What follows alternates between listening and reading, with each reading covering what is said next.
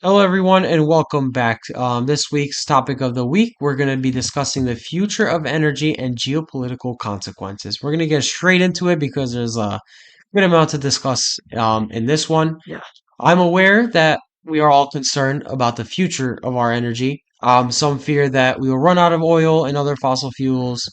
Some believe that green energy tech is still expensive. We still haven't found out what we're going to do.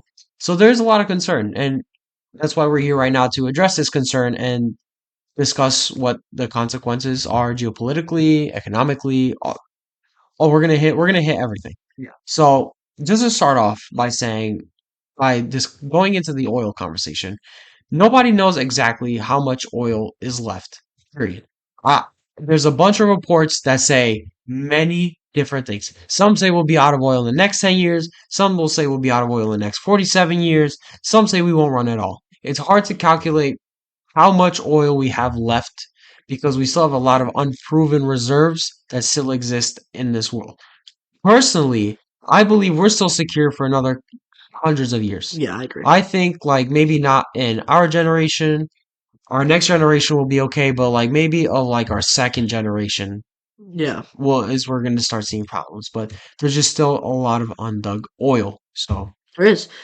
Um, so the energy security term has been coming up in recent years. Hasn't really been talked about a lot since, the Bush administration, and before that would be the Nixon administration. That was where kind of in the American context, where energy security, that term was coined. right. And before it meant getting as much oil as possible and, having resources to back it. This is going to have to. This is transitioning. I'm not saying it has to. It is transitioning to a diversification Right. mindset of oil, especially in the scholar realm that they're looking at. And I agree with Alec. I think we have enough oil for, I would say, at least 100 years, at the lowest amounts of speculation.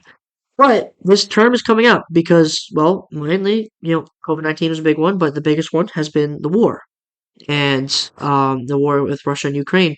And then OPEC recently cutting back on barrels that they're going to be producing. Transitions from Saudi Arabia going to China, Russia, not listening to the United States and Europe. So this is an interesting one. We all knew the transition was going to be rocky. I mean, let's be real. I mean, oil has so many geopolitical consequences. Us going into Kuwait, United States going into Iraq, you know, Russia going into Syria, Yeah. yada yada yada. It keeps going on, right? But the next transition that's rocky is going to be renewables, the energy security of renewables. And so in a foreign affairs article, The Age of Energy Insecurity, there's four broad principles that he brought up. Who's the author? The author is two authors, Jason Bordoff and Megan L. O'Sullivan. The four principles for the new age of energy security is diversification, resilience, integration, and transparency. Mm, interesting. Interesting points, in my opinion. Transparency Huh. is one I don't really get. But the rest of them I do. I understand I them. think by transparency, can you give me those four again? It's diversification, resilience, Diversification, resilience, integration, and transparency. integration, and transparency. I need to write these down because these are good points to look at. They're good So pillars. what I think they mean by transparency is looking at the benefits and also being transparent about what the actual output is of Hmm, renewables. that's a good This is one. what I think of when I see transparency because you have to be transparent about the data. You have to be transparent about what's going on with renewables because then you need to understand what has gone wrong, what has gone right. You need to reflect on it, but you can't kind of how do I say this cover the facts with like goodies like oh yeah we're doing good. Yeah, Well, how are you doing good? Like, what's going well? So if you're makes sense. transparent about the data that comes out of integrating green techs into the grid, you can learn what needs to be done more or less to secure energy security. So I think that's Absolutely. what they mean by transparency. Yeah. And the fight for resources, and how it's upending geopolitics, it's always been like that in the oil business. But for net right now, the world is divided on how we transition. because Yeah. the developing worlds is like the developed world got their chance to run their fossil fuels dry. Why don't we get our opportunity to develop and then we can go towards renewable? And then the developing world is like, well, we can help out. And but they're like, how? And we never have an answer. The United States never has an answer. China never has an answer. Let me plunder your Europe. country for resources. Yeah. That's going to be their only answer. And just divide and conquer their resources. So these four principles in a perfect world are great. I mean, diversification is so important. We need oil, we need gas, we need solar, we need winds, we Yep. need hydro, nuclear, and other forms that could come in the future. Resilience is important. One of the biggest problems, especially in the United States, we saw with the recent freezes in Texas in 2021 and 2022, how freeze and just not the power grid. Same in Europe. If it gets too hot or too cold, we cannot keep up. They cannot keep up in Europe. And integration is an important point too. How are we going to integrate it into the not just the grid but the economy? That's a Yep. big one. How are we going to get the jobs? What's the next shift in education towards these jobs? Where are we going to put them? How are Yep. we going to replace things? And then the transparency one, you made a good point. How are we going to tell the public, you know, how is it working? Because let's think about that for a second. If they go out and they do all this work and then they come back and they say, we fucked up, guys. It's not working. What's the public going to Oh say? my God. Yeah. Oh my God, that's going to be huge. Go back to oil. We need oil. Complete reversal, backtracks. Yep. So I can understand that issue, the transparency. Like we need to be transparent, but like if we're too transparent, eek, the Yeah. average person doesn't understand this stuff, That is fair. unfortunately. I do want to go back on your resilience point. Mhm. What was the way that the foreign affairs defined resilience again? I You brought mean, it up. You said it was resilience through, because when I think of resilience in implementing green tech, I'm thinking of sticking to research and development, being constantly resilient in dealing with the defeats of not being able to learn something, not being able to discover something. I think as we diversify, we also need to be resilient. The obviously the grid needs to be resilient to the changing to the shift from oil to green tech, but we also have to be resilient uh psychologically through our mhm, research and development. absolutely. That's I think resilience is these are pretty broad points, but they target a lot of things. Yeah, and the other thing they were looking at in resilience standpoint is how they stand up to natural disaster or Yeah. how they stand up to just average So every day. resilience kind of targets two things here. Yeah, and how they To stand up to average everyday, maintenance facility things, yes, expenses, stuff maintenance like is going that. to be huge. Yeah. That's a big one because we already don't in the United States specifically don't have enough workers to keep up with maintenance. And that's for one reason, economy's down now. The other reason we don't pay them enough. They Yes. definitely deserve more. These are engineers who a lot of them have master's degrees are getting paid 60, 70K a year. I mean, you're gonna sit there and say, well, that's higher than the average, but it's like they spent hundreds of thousands of dollars on a master's degree and bachelor's degree. I think And they deserve a little bit they're more. also leading the process for the Yeah, next like level essentially in energy security. So they need more. They deserve more. this is a high risk job. Yeah, Their job depends. Their job is important for us. going in the sewers, fixing poles, going underground to fix underground Yep. systems. And it's Like why? even in maintaining these green energy tech. Now you have to go back into school because they are so used to existing maintenance that works on uh the grids. They got to relearn everything. They have to relearn now. Okay, well now we have green tech. We need to go back and we need to relearn how to use this. What are the parts? What do we need? What don't we need? What should we focus on? So yeah. It's an interesting one, and here the geopolitical problems that spark is the difference between the West and the rest, and even the East. With China specifically and Russia, who rely a lot on fossil fuel, and India rely a lot on fossil fuels. How do we, figure out the differences? China has been very good lately. They've been very good at saying that we're going to transition to try and get net carbon zero by 2050. Is it going to happen? Probably Probably not. not. But it's a good like I guess notion because I guess it gives the rest of those countries that they're following them like North Korea, well, maybe not North Korea, but like Russia and all them to maybe follow them in their example Yep. potentially. But that's the biggest problem is that there's no one way that we all think we could go about it. Which is going to hinder our progress And sometime. even Europe and the United States don't have the similar view. No, we don't. We don't. Because if the United States wants to go out and subsidize and incentivize creating green tech, the EU will be like, well, these subsidies and incentives are going to hurt our market. So we're still at a point where it's everyone for themselves in a time where we have to deal with the possibility of a new energy crisis in the future because we're already in one now. We can get out of it, but there could be another one in the future if we don't transition to green tech. Absolutely. And having this divide is not needed right now.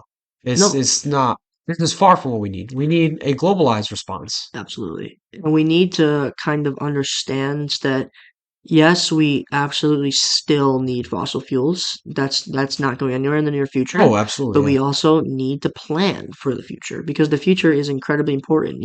I'm a big person on um, that we need oil and we need it now and we need to use it to lower the costs of living and help out with investments in green tech and energy. Because that's the only way that we can raise funds to do such a thing. Correct. And is it unfortunate in the short run that we have to hurt the environment? Absolutely.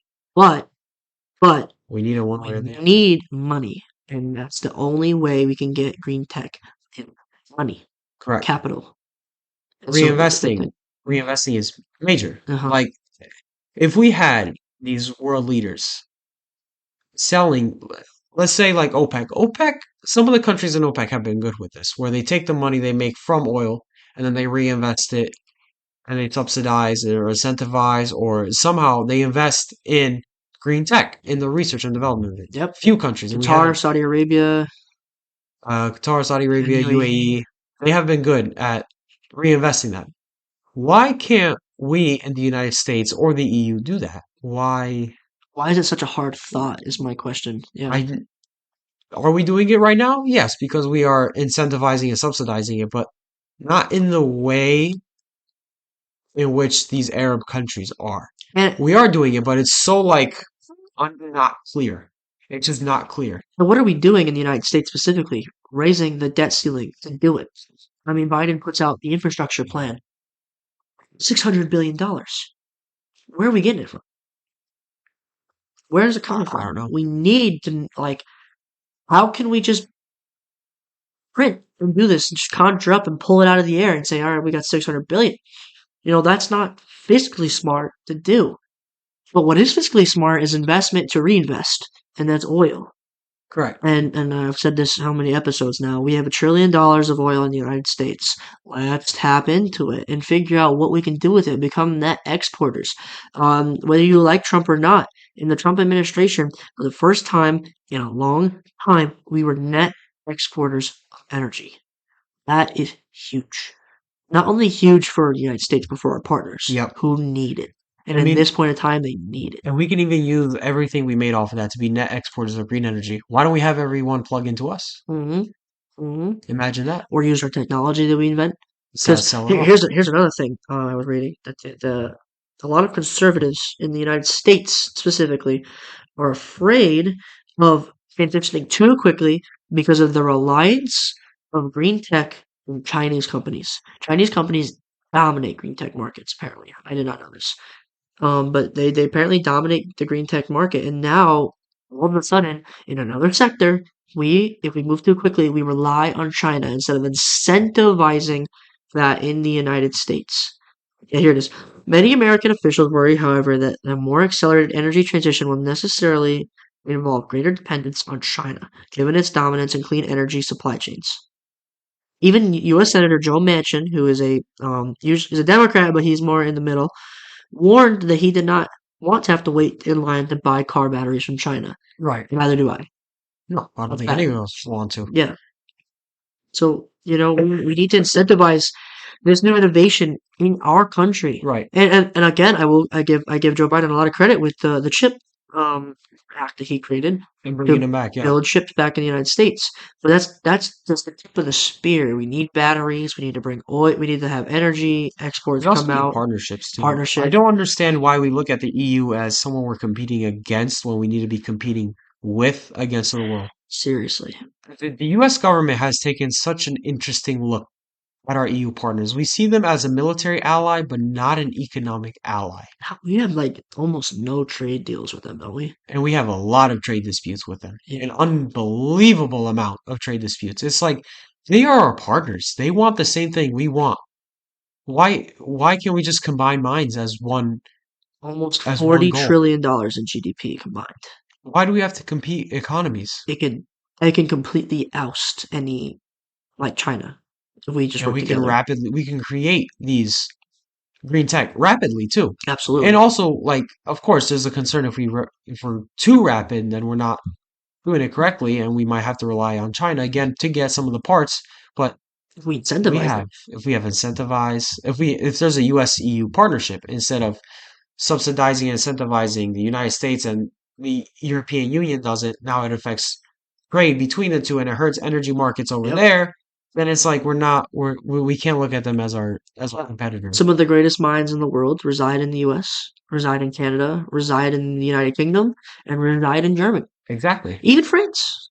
No, that's not a shot at France, but I thought, but like even other UK countries, Poland, um, Spain, a lot of good scientists. Yep. Italy, a lot of smart people. Switzerland, Sweden. Even it's going to sound crazy, but the Balkan region too. Hmm. They're big on hydropower, Yeah, believe it or not. and so They're perfected, I would say, hydropower. Not fully perfected, but understand it and can use it and can use this information, send it off. So there's developing countries that have used other means that are renewable and that should be brought up to the global stage and also should be brought into this conversation as well. and why not? Yeah, exactly. Why Because they not know work something we together? don't, and they don't know what we know. And we have the money. Yep. We can help. Like, why not work as a partnership? I think that's an important thing. I think the UK and the EU and the United States and Canada could form an energy partnership on fixing renewable, on getting renewables to that Oh, next level. absolutely. And because and to think about it realistically, we all have the same goals? No, but do we all have similar goals? Yes. Just create the partnership. Do it. Figure out the details later. Because if we can bind ourselves together, the likelihood that we'll put our differences aside and figure out a common goal jumps extremely high. Right. Because the leaders of the EU, the United Kingdom, and then the United States and Canada will just look at this and say like, okay, we have a lot of money to do what we need to do. Let's just do it.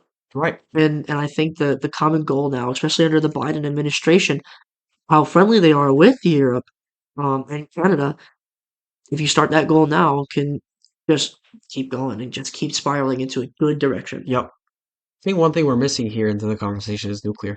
Yeah.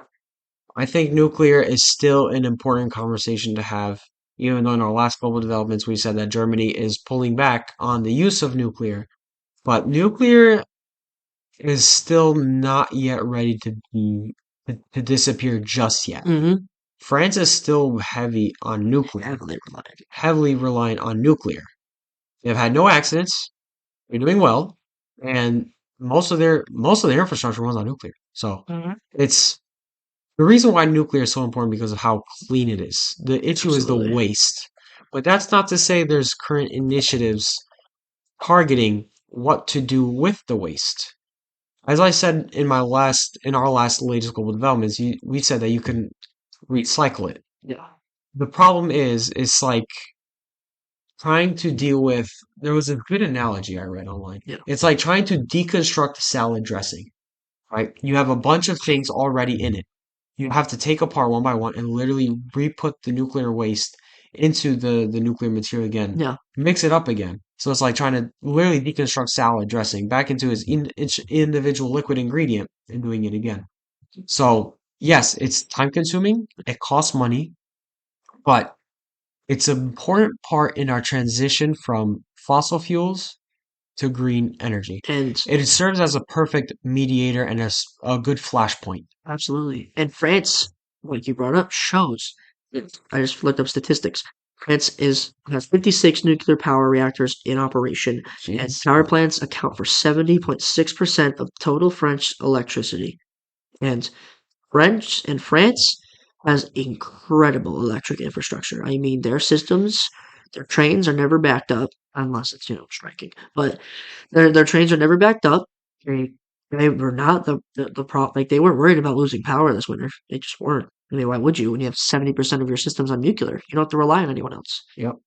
And they really, and 90% of France's electricity comes from low carbon sources. So they're an example.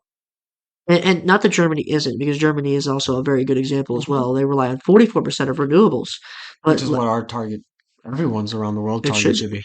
And I think the target for the bridge should be nuclear. Yep. Because if France can do it, they're not a small country; they're a fairly large country. I think a lot of people can do it. I think Germany can do it. I mean, China is showing that they can do it Yep. as well. South Africa is showing that they can do it. I think the United States should prove it too. Yep. It should work on it.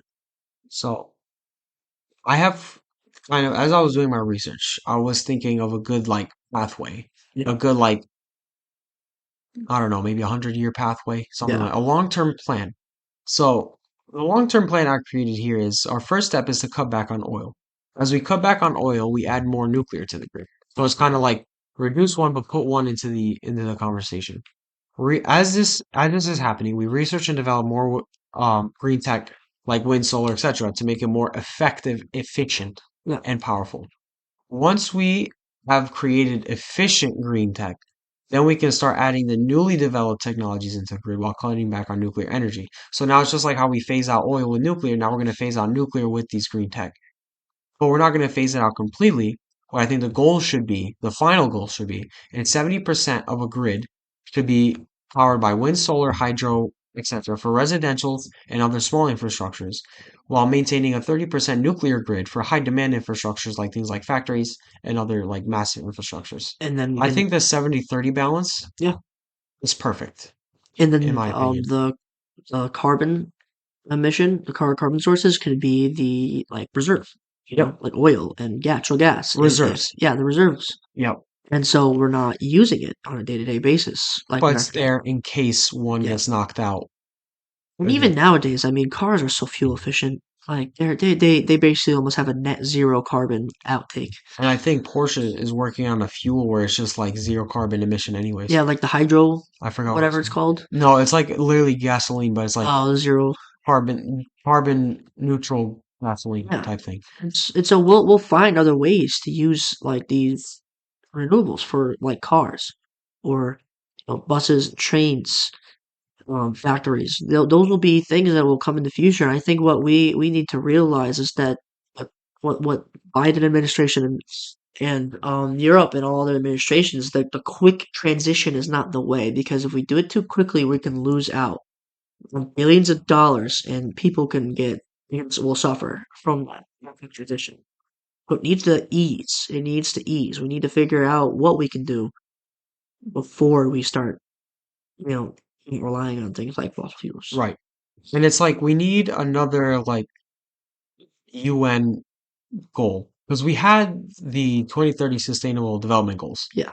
which whatever everyone's opinion is, I think they're fantastic because it kind of highlights what our goals are as a world. Mhm. You may not have to have them achieved by then or whatever it is because they're too realistic or whatever. I believe they're a good pathway and Absolutely. they're a good conversation starter and a good direction in the right path. And we kind of need this new after the 2030 Sustainable Development Goals. After we get to that point, we need a new one where it's like only energy goals. Hmm. Because the next thing won't be geopolitical conflict, stuff like that. It's going to be all energy security. Hmm. And I believe the next sustainable development goals should be everything energy. How we're going to Yeah. get there, what to do, what not to do, And get specific. Yeah. and get very specific. Because at this point, their broad goals are, I guess, part of the problem and why we're not in agreement on certain things, It's because we're too broad. they're too broad. They're too And broad. so I think if we can set out some specific goals, let's just let not even let member states do it. Let's just let like the UN workers secretariat write it up Not even. We and have us need. vote on it. See what It's the happens. politicians that are creating this. Because if we Yeah, let independent researchers, scientists from all over the world create those goals. create those goals, Mm, it would be that's more a good point. effective because then it won't be politicized at the UN. Yeah, that's a good point. Because they're Member states like to politicize things. yeah, absolutely. Researchers, independent researchers, scientists, and all that don't politicize things because they don't have the fear of them representing the state.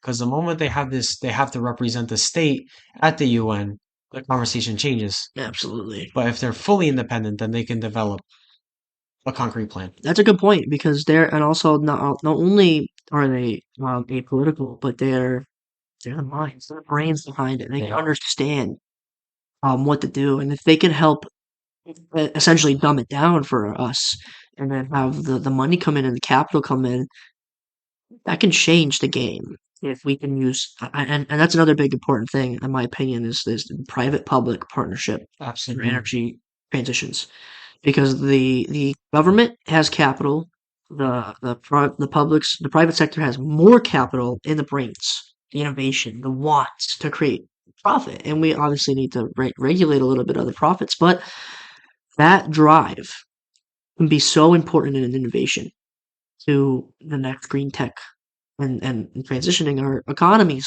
from oil to green. Yep. It's important. Yep.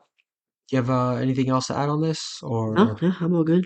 I'm all good How's too. it I think going? we hit as much as we can about what we think the future of energy is. Are there going to be bumps in the road as time goes on? Yes, It's always rocky. it's always rocky, especially with energy. Yeah. And with the Russia-Ukraine war, it has showed us that we still have a lot of work to do Hmm. to address energy insecurity, and we have a long way to go. So, our energy price is going to stay high temporarily? Yeah. No. Oh, Oh, for now. oh, for now. Yeah, yeah, Well, yeah. Like after this after, war, oh, yeah, it'll be fine. because we're going to have oil. Yeah, we'll be But all right. will they go back up again as over time? Yes, I do believe that, unless we have efficient green tech. Because if I were to install solar panels on my house, it would literally cost me as much as if I were just to stay plugged in So normally. what's the point? It's not efficient enough yet. Yeah, So, and it's not just like from what I've done. It's all testimonials from a bunch of different friends who have gone solar. The cost has been maybe like $10, $20 difference a month. and that's And just not, it's just not enough especially if to it's like not a incentivize people sunny to go. day for a Yep. long time, and it can affect the how like everything runs. Absolutely. So we still have a long way to go, but for now we're okay because after this war ends, we'll have oil. With the Willow Project in Alaska, we're going to be digging up oil for the time being until we continue to pour money into green energy investments. Yeah. So the future of energy, right now we're okay, but the future is still shaky. Mhm. That's our takeaway from Definitely. you guys here, but that's not to fear. We're not, the Yeah. world is not going to end. Yeah. Absolutely Yeah, not. no, the world's not going to end. We have energy. When we get We'll always have energy. It's just the cost could be high. yeah That's what we're when saying. we always get close to something that's like a crisis like this, the world comes together. It always does. It The always world comes has. together when it becomes a crisis, never before. Yeah. Never But before. I mean, 2008, we pulled out better than what we should have. In many retrospects, Yeah. we pulled out. Booming. I mean, from 2014 to 2020 till the COVID Yep. We were. was roaring. Yep. Like we were on pace to do a lot of things until COVID happened. A lot of Yep. good things. So Hopefully we have that rally again I hope for so the too. next 8, 9 years, and it's all green tech, all everything green energy. I hope so. That'd be great. So. Excuse me. All right. Well, thank you guys for listening in on this week's topic of the week. Stay tuned to our social medias because we do post anything important and that need to be out there on there first. Hmm. So yeah. Yeah. Have a Other good one, than that, guys. thank you.